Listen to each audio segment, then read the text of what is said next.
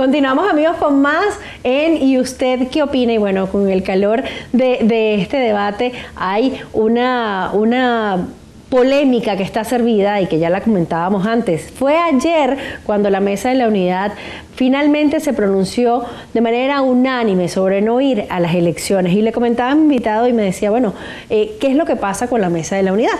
Bueno, primero la Mesa de la Unidad debería darle paso a una plataforma diferente hoy en día. Yo tengo rato hablando de eso. Las coaliciones, hay tres tipos de coaliciones en política básicamente. Las coaliciones electorales, las coaliciones parlamentarias y las coaliciones de gobierno.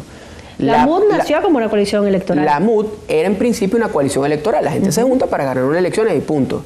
Y en alguna medida fue eficiente y el cenit de esa eficiencia, o sea, la cúspide de esa eficiencia fue el tema de la elección del 2015. Ahora, esa coalición le costó convertirse en una coalición que trascendiera lo electoral, porque no estamos en una democracia.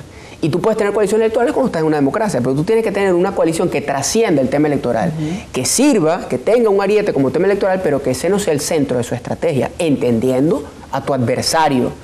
Ese ha sido mi tema, esa ha sido mi crítica y esos han sido mis aportes en función de generar el debate en las instancias donde los tengo que presentar. Véase los dirigentes de unidad aquí en el Estado Anzoátegui y véase mi partido a nivel nacional para que se genere el debate y en la Asamblea Nacional. Entonces, ¿cómo trascender eso? Nosotros estamos proponiendo la creación de un gran frente amplio en contra de la dictadura y en contra del hambre. Por la ¿Cómo se come ese frente amplio y qué funciones en la práctica llevaría? Un movimiento.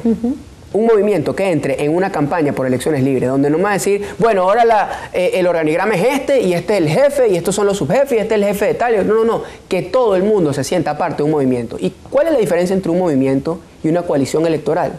Que los objetivos son diferentes. Aquí el objetivo es más grande, es más sublime, es más enfocado, pero es mucho más trascendental, que es la libertad de Venezuela. Y cuando tú te sientes parte de un movimiento, tú entregas tus talentos y todo lo que tú puedes hacer en función de ese movimiento. Los periodistas podrán transmitir, hacer redes sociales, reportar, los políticos podremos generar propuestas de gobernabilidad, podremos hacer debate, asamblea de calle, los ingenieros podrán reparar un poste de luz para nosotros hacer una asamblea, los comunicadores podrán hacer sus cosas, los profesores podrán dar talleres de formación, los abogados podrán aglutinarse en función de las ONG para defender los derechos humanos y comunicar en función de eso. Es decir, es un gran movimiento de movimientos y de ciudadanos con un foco muy, muy claro, que es la libertad de Venezuela para superar el hambre y la pobreza. Y eso lo tenemos que hacer en paz y en democracia. Y eso se puede hacer con una campaña política, pero no electoral. No es la campaña vota por mí.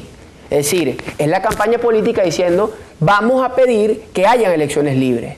Vamos a pedir el rechazo, por ejemplo, que yo estoy planteando. Vamos a hacer una consulta sobre el rechazo al plan de la patria como lineamientos para dirigir los destinos de la nación. O sea, el plan de la patria es igual al hambre, al desasosiego y al éxodo. Eso es lo que significa el plan. Bueno, entonces vamos a someterlo, como dice nuestra Constitución, que tú los grandes temas nacionales los puedes someter a referéndum consultivo. Pero es que el CNE... con herramientas democráticas cuando estás diciendo que este no es un régimen democrático. Como te lo estoy diciendo, te lo estoy diciendo. O sea, con lucha cívica, lucha de calle. Pero ¿cómo haces un referéndum, por ejemplo? La mayor fuerza democrática es que el gobierno no te lo va a validar. Te lo valida, te lo legitima la gente. ¿Qué pasó el 16 de julio entonces? Esa fue la mayor protesta y el mayor acto cívico que nosotros hemos tenido en los últimos 18 años. Sin efecto.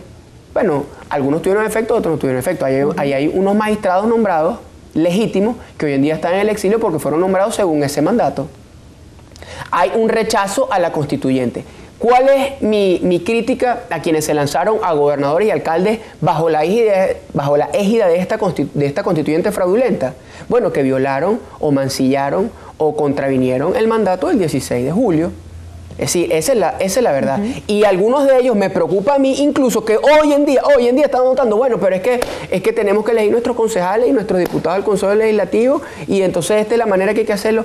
No, hermano, cuando usted está convocando un fraude, porque el fraude se comete, el fraude electoral, el fraude político es antes de las elecciones, durante las elecciones y luego de las elecciones. Luego de las elecciones vimos lo que le pasó a Andrés Velázquez. Durante las elecciones vimos todo lo que se ha hecho en todas estas elecciones en los últimos años.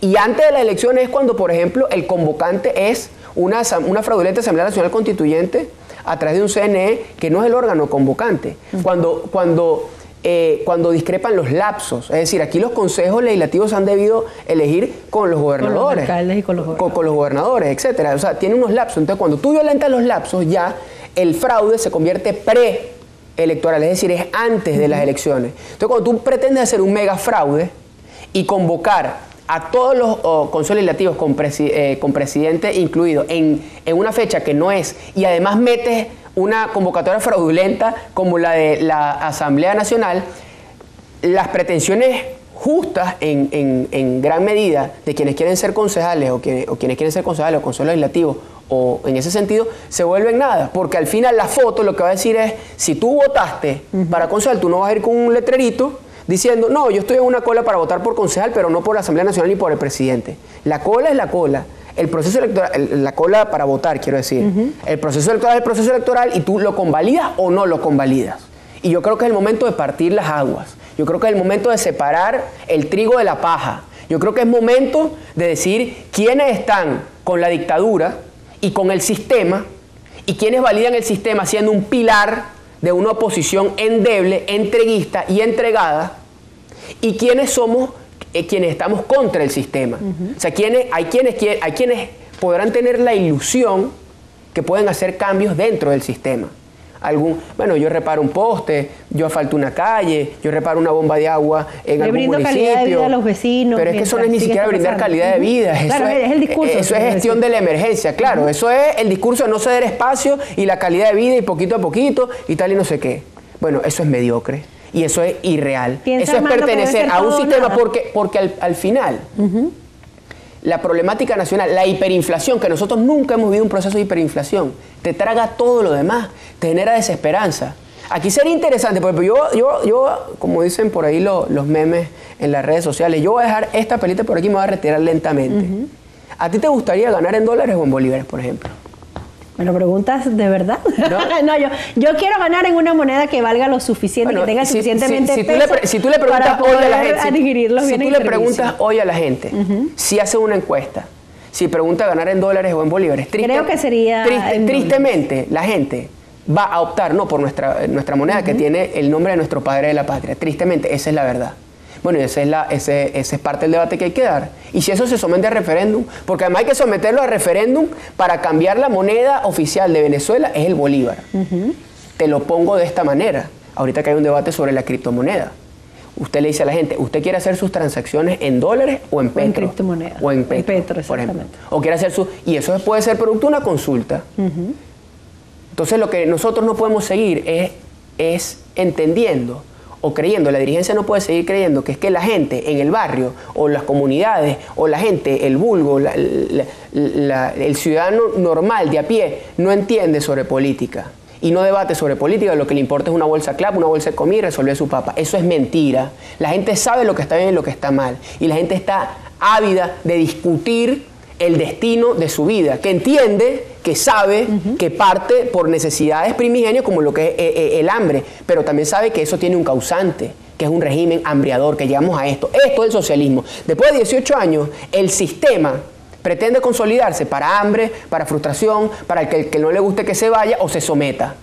Y generar, María Gabriela y todos quienes nos escuchan, una sociedad de cómplices. Es decir, cuando tú vas a una ilegalidad, una u otra, es generar una sociedad de cómplices, que nadie puede decir nada, porque bueno, tú te beneficiaste o tú lo aceptaste.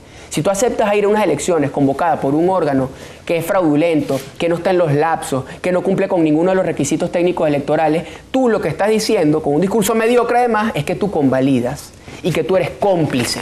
¿Tú eres cómplice de quién? ¿De un mal gobierno? No, aquí no hay un mal gobierno. Aquí hay un régimen eficiente, de hecho. ¿Y por qué es eficiente? Es eficiente en sus objetivos. ¿Y cuáles son sus objetivos? Su objetivo es detentar el poder para siempre y convertir a Venezuela en un territorio donde pulule la criminalidad, donde pulule la delincuencia organizada y donde se lave aquí el dinero de la droga, de la trata de blancas, de tráfico sexual, de tráfico de órganos, como estamos viendo ahorita aquí el problema del Paseo Colón, como estamos viendo niñas prostituyéndose en la carretera para poder comer, cuando vemos familias que emigran en manadas, o sea, que emigran en cantidades. O sea, es una tragedia. Y el punto de inflexión es la conciencia. Y la conciencia luego se debate y se articula. Y a través de la articulación popular nosotros podemos generar un sentimiento, podemos generar movilización.